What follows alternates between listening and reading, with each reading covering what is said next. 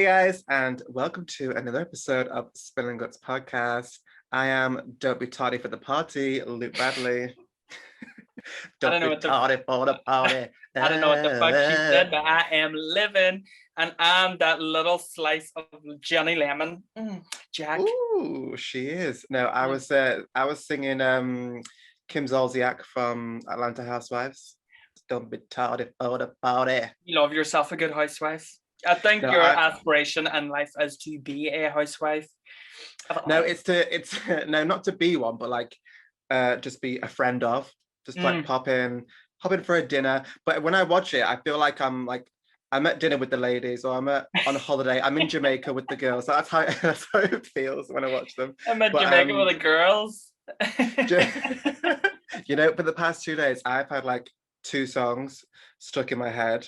Mm-hmm. One is from Scooby-Doo, which is Zombie Island.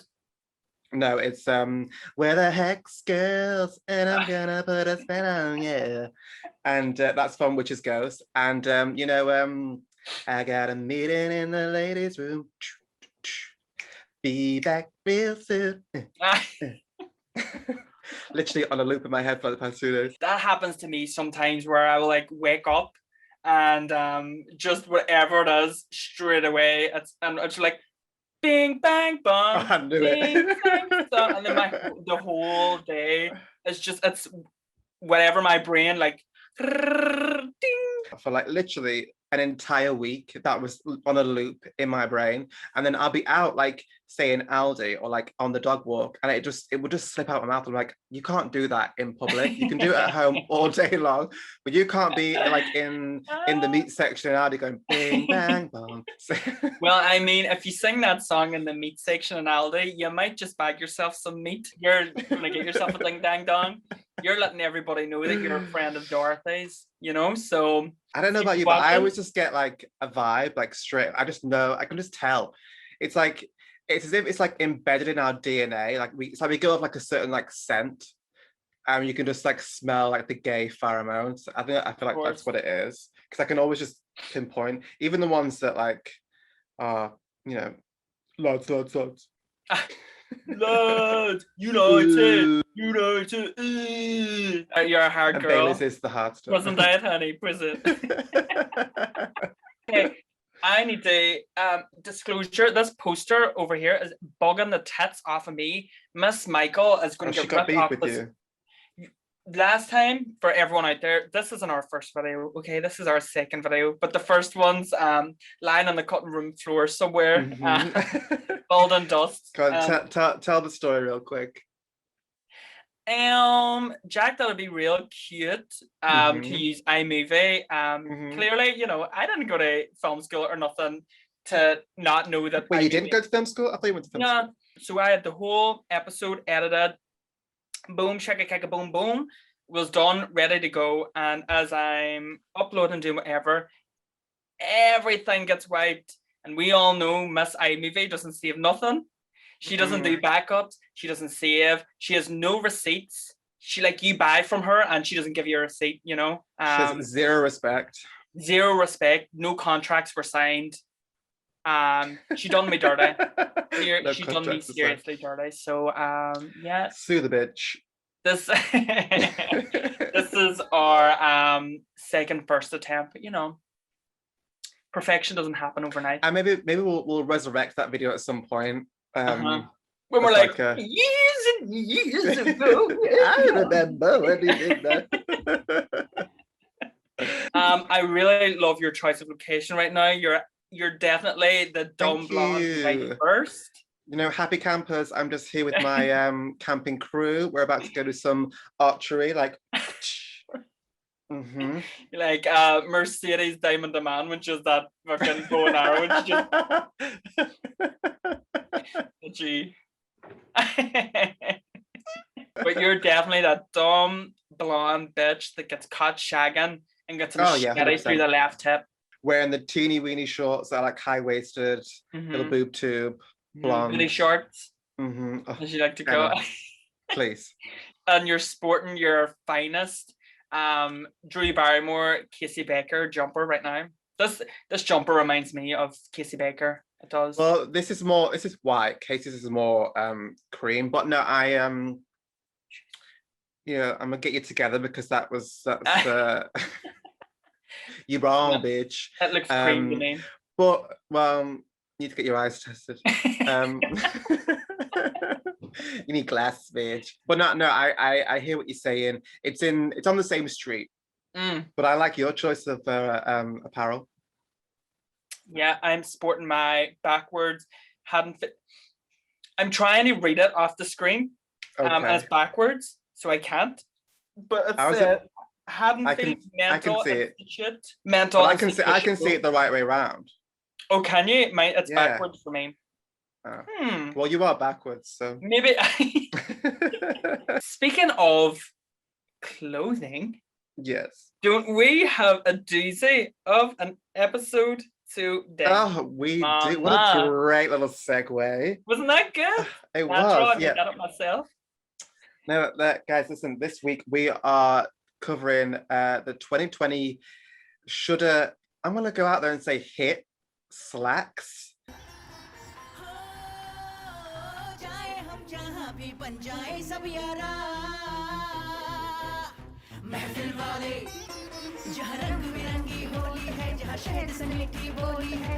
I'm gonna break it down.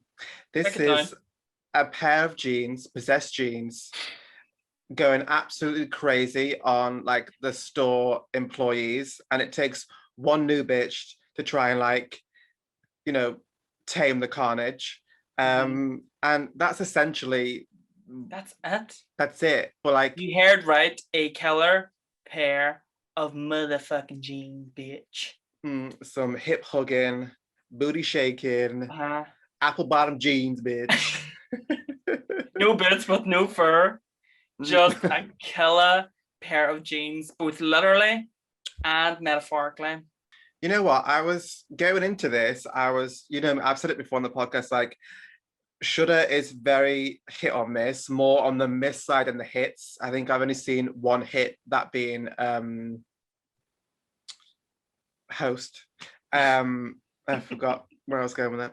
And so I was like, right, okay, this is either going to be like awful, or it's going to be like a sneak attack. Like, wasn't expecting this. And I was pleasantly surprised. Yeah, right. It can go one of two ways. If you're gonna put a film down in front of us about a killer pair of jeans, your brain tells you this is going to be shit, but your brain also tells you, but it could be good though. You don't know where it's going to land. I mean, it's a killer pair of fucking jeans. Yeah, because on paper this shouldn't work like at all. Like, if you read the script, you'd be like, what the fuck am I reading or going to be in? And then to watch it, I was like, okay, here we go. Here we are. All of it. Yeah, you would think, like a pair of jeans itself, it would just be sort of one layer, just one, a killer pair of jeans in a store. You think to yourself, how could someone possibly flesh out a film about a killer pair of booty shaking jeans, and then somehow, beknownst myself, at the surprisement of probably 99.9% of the population, it has like a lot more to offer. It really does. Just like a killer pair of jeans. And this is such a dumb conversation. I'm loving it. It really is. And it's such a ridiculous movie because I was thoroughly entertained and extremely titillated. But on the other hand, like, it deals with like things like mass consumerism that you don't think this kind of film would. And like, it deals with that and like fair trade, child labor. It's like, okay, like, you're really gonna go there whilst giving me like a really entertaining, gory slasher that's like got some fun people. And also when watching it, I was transformed like back to the days where I used to work at like Victoria's Secret and Topman. I was like, I know all of these people in this store. I know I've worked for that manager before. I knew like the terminology. There was like, when they were using like the radios to communicate and they were like Hunter to Gemma, I was like, I had to do that when I used to work at Victoria's Secret and be on the radio. Like, you would call yourself Hunter? No, I wouldn't call myself Hunter. I'd be like, Luke to Jack, do you copy? It's See, so stupid. this is what I Like, want copy to that. ask. This is what I want to ask. Miss Thing has been up here. She has worked in fashion retail. She knows the biz. Fashion, fashion. Yeah, fashion, darling, fashion. And you have very much been in the shoes of those people in that movie. Now, I I've did had to think I've had to myself, actually fold G-strings. Like, imagine trying to fold a G-string. Yeah, imagine it. that would be like getting a shoelace and trying to fold a shoelace. Surely, if you folded it, it would just fall apart. Yep. But you still had to do it. So stupid. That's the secret. Victoria doesn't want no one to know. Because I wanted to know that, like, when I was watching it, I found the characters to be very over the top, like OTT cliche, to the point where it was like borderline cheesy, not always funny. And I thought, was it more of like a tongue-in-cheek approach to it? Like, is that genuinely how some people in like fashion retail behave? I want to know. 100%. I am not even like, obviously it was done with like, it was done with a very like wink wink, we know what we're doing, but like, but these characters, they do exist. You have like managers that will make you carry on do the work if someone has just dropped down dead like that. You do have those type of people that work in retail, and you have just like those ridiculous characters. 100%. They are all like, there. So you were, whatever they were trying to sell, Miss Thing was up here, she had bought it. I bought 17 and kept 17. No discount, girl. She paid extra. She bought it on maxed out the pre-sale. cards. She bought it in pre-sale so she could get the fucking steelbook cover. I queued at 6 a.m. to get that shit. When I was watching this, they were going nuts over this really shit pair of jeans. I was like, I resonate with that because the idea, if you think about it, like the idea of a pair of jeans that can morph itself to anyone's body shape, and like give you like the best looking ass, thighs, the lot. Like, I mean, I would want those jeans 100%. Like, wouldn't you want the jeans that would make you look the best you could ever look? If they were in a nicer color. I don't know. I know. Listen, I'm not going to start sitting here jeans hating on any. If there's any lovely pair of jeans out there, every color is a beautiful color. But I mean, that color of jean, no wonder why it was going around like causing havoc. If my spirit went into a pair of jeans, and it was that pair of jeans, I would be like, get me out. So the concept of course, killer jeans is so stupid and so out there. We need to like just bite the bullet and talk about the killer pair of jeans. Now, as a villain, as an antagonist, how would you approach this? Like, how do you feel about this little miss nasty pair of jeans?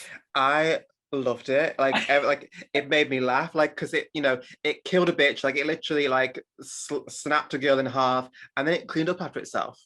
It, it sucked up all the blood. It literally folded up into a nice little neat corner in a cupboard somewhere. And it's all-purpose jeans, literally all-purpose jeans.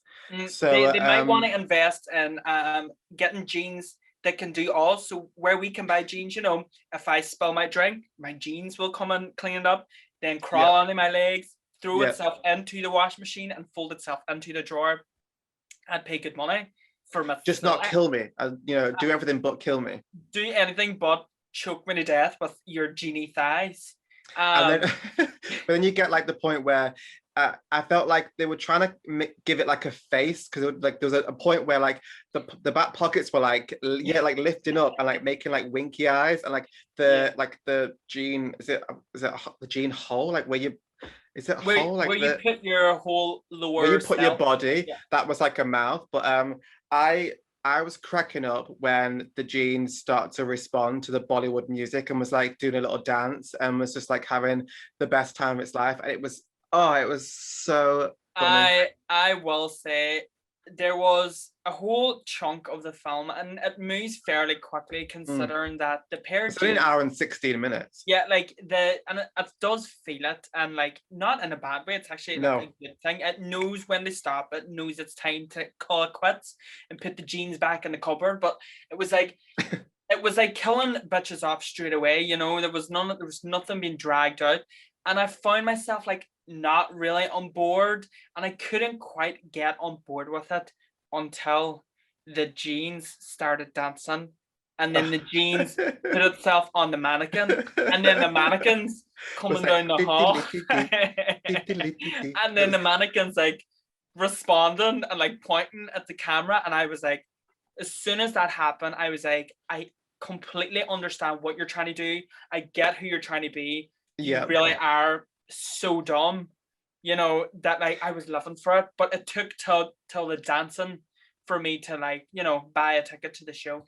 What did you think of the kills? I was really impressed at the quality of the kills. Like the first bit, she was like getting squeezed, and like it was, and like all the blood was coming out, and she literally just gets snapped in half. I was disappointed by the second one because you didn't really get to see what happened to it. It was like alluded that she was like impaled with a coat hook.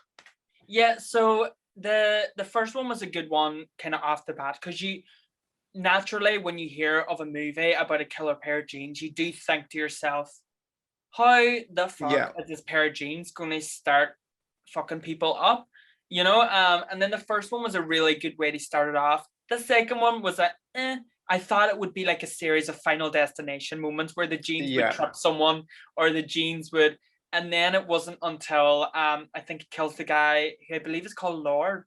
Yeah.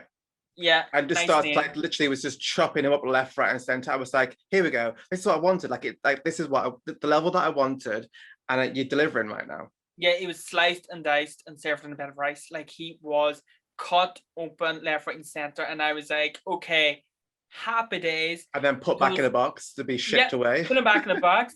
Deuces. See ya. Stuck a fucking label on him. Were you like nervous perhaps of the idea, because talking about the kills, as I said, you do think there's like limitations involved when you're doing a horror film about a killer pair of motherfucking jeans, bitch.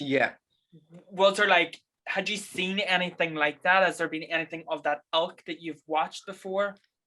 No, I mean, no, not really. I mean, the only thing I could think that is remotely similar but not really that I've seen would be Idle Hands, but it's not really the same. It's kind of in the same, even though it's an actual hand, it's like it's sort of like it's a weird thing to get killed. But I'd seen like the trailer for it, so I saw that the Peyton Jules, the little Instagram YouTuber, I already saw that she got like the jeans wrapped around her head. She got pulled and hung. So I knew like at least we had that. I was just thinking, I hope it's not going to be a series of just like the jeans strangling folk. You know, I thought I was hoping it'd be more than that, and it delivered. It really did. Yeah, 100. Definitely the best kill is Lords. That's how it just chops him up, and then it geniusly uses that sort of cultural infusion where the mannequin grabs the hand and uses his like severed hand. You know, something as trivial at the time that you think like chops off his finger, and you just think it's more way for them to abuse a character that we really want to see die, but really further down the line it's so it could use his hand to write, you know, on the wall. And I loved the infusion of like Indian culture. I thought it was like brilliant. It was something that we haven't seen in like quote unquote mainstream horror before. Obviously there's a lot of like Bollywood horror films, but I've never seen any. And I think this was like the closest thing we kind of got to like that sort of culture and world.